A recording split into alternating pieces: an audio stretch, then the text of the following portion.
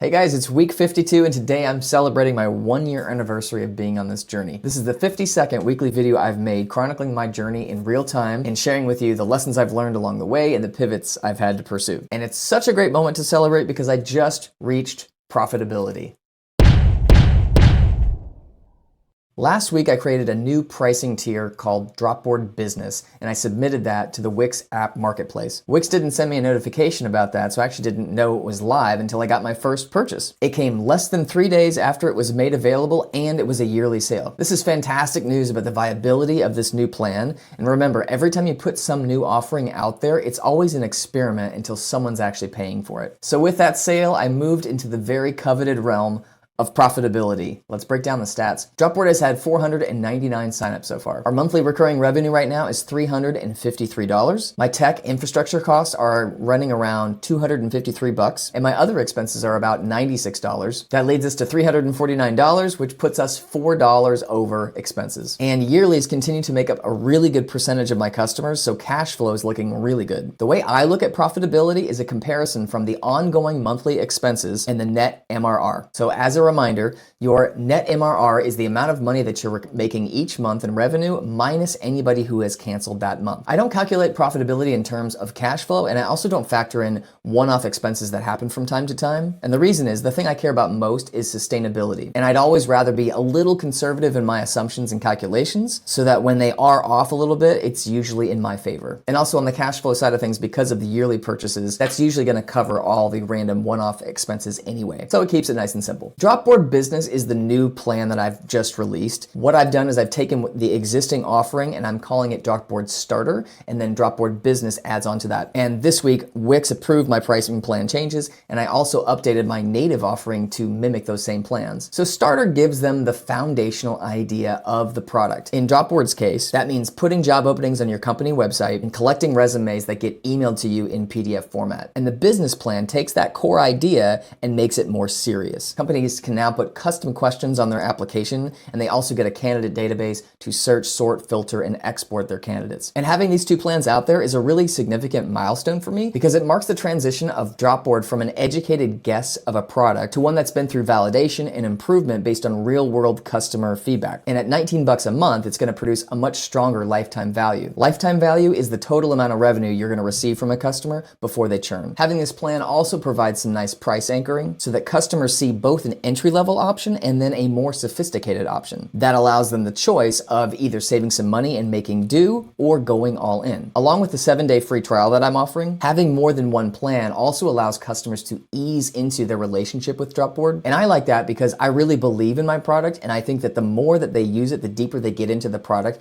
the happier they're going to be. There's a critical point to make here that building this plan was something I purposefully did not do at the outset. When you're thinking about the features of your product idea, ask yourself with each feature, is this core to the foundational idea, or is this something extra? If the main value of your product works without it, it's a really good candidate for delaying that feature until you know your customers better. And then as you get started building, leave those features out, put them to the side, and wait until you get proof that the foundational idea is strong. You may not get traction, you may not get validation, so all that extra building will have been for nothing. And now as an added bonus, this has given me an opportunity to charge more money. Had I not done this, I very well could have ended putting some of these premium features in the starter plan just because I think I need that to get customers. So now I'm in a great position because I have those features in a higher plan and I know that the foundational plan is selling well. So the features that I built for Dropboard Business came directly from customer requests as well as my own intuition and research about the product. Now that the plan is live, I reached back to all those customers with a personal email to let them know that the new plan is available and to make sure that they knew that I was available for any questions they might have. These people are hot leads, and as a bootstrap founder, I want to take advantage of every single bit of leverage that I have. Several of those folks I gave some of these features to actually already, but nevertheless, I still want to try to convert them, and also I just want to stay top of mind with them. I guess I bring this up to say that following through on things is a skill that you should not take for granted. I think when you boil it all down, following through on things is one of the best signs of a strong founder. Following through shows responsibility, honesty, and it's a concrete display of determination and commitment. I kind of can't believe this, but only now am I buying a domain for Dropboard. It's been live since the beginning of December, and up until now, it's been living off my main domain, colinmakesoftware.com. And the reason reason for this is validation. As I started going through the year with all these ideas, I realized that buying domains for every bet that I'm gonna place on the table was gonna get expensive. And so I started building products off of my main domain. I can move faster that way, it's cheaper, and also a nice little side bonus is